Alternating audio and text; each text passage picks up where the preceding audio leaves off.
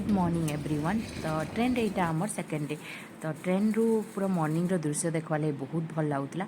बाबू आ मोर नींद भांगी जाता। तो बाबू आम चलू मस्ती। तार आपा शुईले, निनी शुईला, बाबा भी शुईले। तो तार आपा उठला पर यहाँ आमर वीडियो कर देछन। तो बजी जाता ना हेते बेले 6:30 किंतु बाबू आ मुई 6 बजी थाई उठीलु ना आधा घंटा आम मुँह देखा देखी होलु। तो मुझे भी ताके टिके कहली कि ठीक अच्छे तु आसिया तोते भी टिके गेल करते से तापर उठला निनी आम। Good morning, good morning, good morning.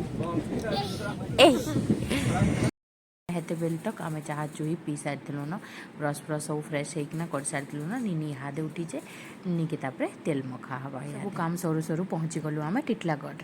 तो टिटलागढ़ पहुँचू पहुँचू बरा सिंगड़ा बहुत बढ़िया मिलसी गुगनी सांगे। तार आम काଣା करूँ नेक्स्ट ब्लॉग रे देख। वीडियो भल लगे please like share and subscribe.